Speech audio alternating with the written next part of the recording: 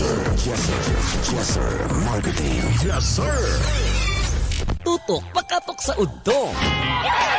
Kauban si Mike Kiling ug Lolo Baba. Tutok pakatok sa udto. Gatod ka nato sa Jesser Marketing. Ang tigama og tigapod-apod sa mga produkto sama sa Calabo Plus Herbal Capsule with Mangustin, Calabo Plus Herbal Capsule with Garlic, Calabo Plus Herbal Coffee Original, ug Calabo Plus Gold Herbal Coffee with Maca, Calabo Plus Herbal Oil Liniment, Calabo Plus Herbal Soap, Charisma Beauty Soap, Charisma Kojic Soap, Angelic C with Sodium Ascorbate, Calcium Ascorbate, Vitamin D3 plus Zinc, ug Angelic Roll Relaxing Oil. Tutok pakatok sa udto.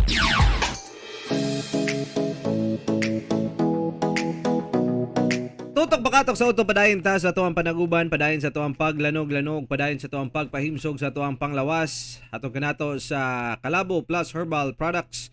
Mga kabisyo, my love, so sweet. Kaduhang oras na diri sa tuwang programa mao nang mahimong magpalagsik, magpaligon ta sa tuwang panglawas, labi na sa mga uban kanato diha karon nga naay mga buluhaton. Later on, mahimong maghaplas ta og liniment nga numero 1, aprobado, garantisado, Calabo Plus Herbal Oil Liniment, amigo. Muwagtang sa panuhot, suhot, sakit sa panit, samad, kabahong, bahos tiil, sakit sa ulo, sakit sa tiyan, sakit sa ngipon, bukol-bukol, lubag-ubag, matagtiki, arthritis, rayuma, guban pa, no? Mupatay sa kuto o moisturize sa panit, humutog sakto sa kainit. Bugnaw-bugnaw nindot pagyud sa paminaw. Insect and mosquito repellent. Alang usab sa mga nasa opisina o kabuyon sa biyahe gamiti sa Calabo Plus Premium Rub. Alang sa pingot nga ilong, hubak o stress nga paminaw, mag Calabo Premium Rub ka na. Para ang buhay, hayahay. Para sa mga kagit-kagit og baho sa lawas, panabon gamit ang Calabo Plus Herbal Soap. Para pampaputi o pampabata sa kutis, Charisma Beauty Soap. Para sa pahamis o pandepensa sa kutis, mag Charisma Kojic Soap with Sunblock Protection. Kinigato ka nato sa Jesser Marketing Calabo Plus Herbal Products kaysa Calabo Plus Tanang Balatian Tudas. Padayon ta sa tuwang programa, Tutok Pakatok sa Udto. Kauban gyapon mininyo, kinigapon si Mike Kiling. O kini po, si Lolo Baba, ha? Last time gyapon ta, uban-uban ta sa paglanyog-lanyog, pabati gyapon ta ninyo, ha? Live ta sa tuwang Facebook page, sa DJ Mike Kiling a Facebook page, katok Tutok Calabo Herbal Product Jesser Marketing a Facebook page. Pwede mo magpadala sa inyo mga orders diha dapita. And likewise sa ato ang Katok Confession nga Facebook page. Laing kaagi nga ato ang pagasayran karon mga kabisyo, my loves, no? So manukad kita sa panag-uban labi na sa pagpaminaw. Nining kaagi nga ato ang pagasayran karong mga orasa. So malihog ko mga kabisyo sa inyohang di matungang atensyon, okay, para sa ato ang Katok Confession. Ready na ba ka ni Lolo Baba o ready na ka? No choice, ready na ka. True to life story ni siya, matod pa. May isang mag-asawa na ang pangalan ng babae ay Elaine at ang pangalan ng lalaki ay Joshua. Si Joshua, ilado biya ka ni si Joshua. Isang araw habang sila'y naglalakad, may nakita silang tuta. Ngunit nangailangan ito ng kalinga sapagkat ito ay palaboy.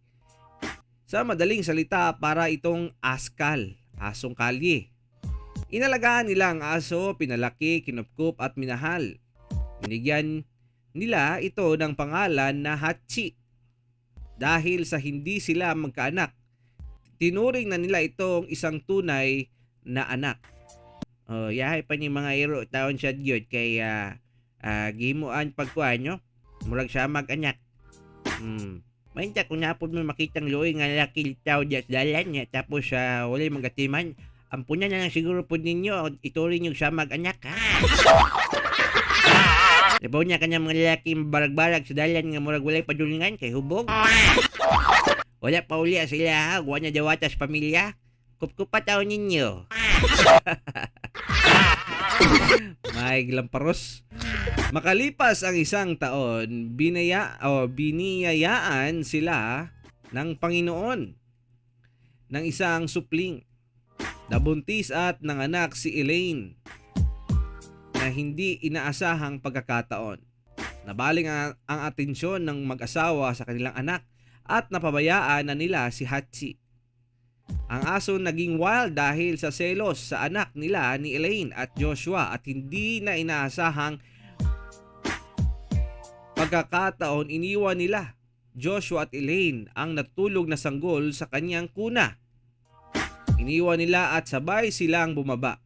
Habang sila ay abala sa kanilang ginagawa, hindi nila namalayan na umakyat si Hatsi at nagmamadali sa kwarto ng sanggol at pagbaba ng aso na may dugo ang kanyang nguso.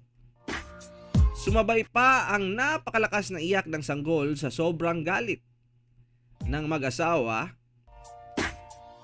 ni Joshua. Kinuha niya ang kanyang baseball bat at pinagpapalo-palo at pinatay niya ang kanyang aso. Pag-akyat nila Elaine, laking gulat nila dahil may patay na ahas sa tabi ng kanilang sanggol. Napaiyak si Joshua sa kanyang ginawa at tanging nasambit lang sa kanyang mga labi ay napatay ko ang aking mahal na aso. Ang asong nagsalba sa buhay ng anak ko. Lesson learned, huwag bastang maghusga. Dahil sa kabila ng kanyang itsura at pagiging wild, may maganda siyang layunin. So, moto siya. Very touching story, Kabisyo My Loves, no? True to life daw niya siya. Nga kaagi. Ang mga iro sa tinuod lang, Lolo Baba is a true man's best friend, no? Pagka na siya laaw, mangwan gina siya, kuan gina siya, no? Manasmag gina siya, no? Mamaak, manghilabot, labaw na kung ganing dili bitaw niya sweetong tao. Pero magdepende sa breed sa iro. Kaya na po yung mga iro, Lolo Baba, nga bisan binuhi nimo, no, ikaw nagpakaon, ikaw nagtiman kay tungod nature na nila daan nga masuko, mag-wild, labaw na kanang bitaw mga husky nga mga iro, mga sa tawag ng murag layon nga iro bitaw sad tuod nga baga kay balahibo kana. Kanang mga iro kanang mga dagkong iro nga mga pitbull. Pero pag ikaw pod sad alerto pud ka nga nasayod ka niya nga dili pud ka magpasagad labi na sa mga bata ipaduol mo ana diha sa ilaha. Dapat bantay-bantay lang gid tuod, no? Pero kini sila mga iroan ni kuan ni sila kayo kanang buutan. Nya tapos kung gusto ka og proteksyon, mutabang gina sila. Ako gusto ko makairo, Lolo Baba. Klase sa ero nga gusto nako kining gold retriever. Ganahan ko sa balahibo niya tapos murag bright kay siya nga klase nga ero gitawon sad kay iyahag yung proteksyonan ang iyahang pamilya. Wala kay koy nadungog nga namaak o nang hilabot siya sa iyahang pamilya kining nganing klaseng ero. Nag-research ko, Lolo Baba, no naman, pero I don't know sa unsang mga klaseng senaryo sad, pero dili kay para sa uban. Unya tapos kasagaran ani sa ilaha gyud kanang loyal yu kay sa tanan, di ba? Nya mubantay na sila og bata. Kunay mga labaw na kung ma-train nimo nindot kini sila kay mahabit nila ang unsay mga isugo nimo sa ilaha. Labaw na kanang malibang bitaw sa sulod sa balay. I-train nimo sa gawas gid sila malibang, gawas gid sila dito para dito sila malibang. So, mo na akong gustong ero. Pero di ko gusto magkairo. Libog ko sa imo ba gusto ka magkairo pero di ka gusto magiro. Ikaw siguro gusto magiro-iro. Anaan siguro kag dugi-dugi. Dili. Gusto ko kung makabaton mga kong iro kanang anang klaseng iro kung gusto.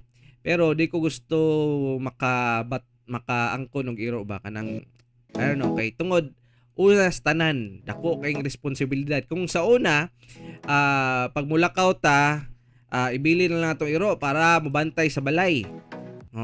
Karon kasagaran pag mulakaw ta mag-ulta kay mabantay sa iro. Natin ako na sa una katong naka-iro ko og kuan, Lolo Baba kanang lapdog bitaw, Shih Tzu, ang sada siya? Shih Tzu. Shih Tzu massage man siguro nang gusto nimo. Shih Tzu massage.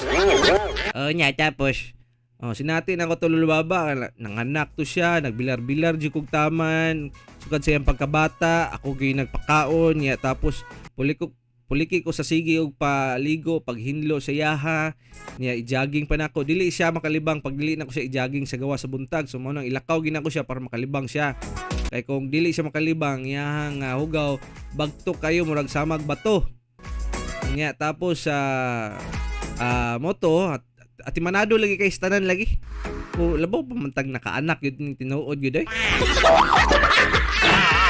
So ideal siya no kung wala jud mo'y chance magkaanak, pwede niyo na siyang himuon kay mura gid na sila og mga bata po. At manado kayo sa pagkaon, dili lihit pa jud kay mo kaon og pagkaon di basta-basta, hindi pwede nga pakaonon mo balik-balik ang sudaan. Di pwede mo mapakaon nga nakanon. Oh, dapat kuan gud lahi-lahi gid na pag-adlaw, sunod adlaw. Mapuliki jud ko mag-uol ko kay di mo kaon og kuan lechon manok or fried chicken. Oh, mangita na po kog laing butahe, magita kog kuan kining atay na pod. Oh, nya pagka tawagan na kining napay sobra nga atay, di na pod niya kaunon. So pagkaugma ngita na po taglai makaon niya. Ay, kapuya jud kayo. So experience na ako daan muna makasulti ko, dili ko gusto makairo. Pero kung na ako iro, mo nang iro ang ko gusto. Kato siya nga iro nga shatsu, nga kuan mga kabisyo, kuan to siya pinalito sa kuwang ex. So mo nang gamit ang akong kwarta. Siya naman yung iro karon. Tangan ako sila ha kay sama sa kingon, di ko gusto nga atiman og iro kay dako kayong responsibilidad. Sa inganang paghihano nga magatiman ka og iro nya tapos ikaw nga magtipid-tipid kag kaon, mapugos ka palit og mga dog food. Kay napayusay di pa mo kaog dog food kay mangita na pod og mga raw food.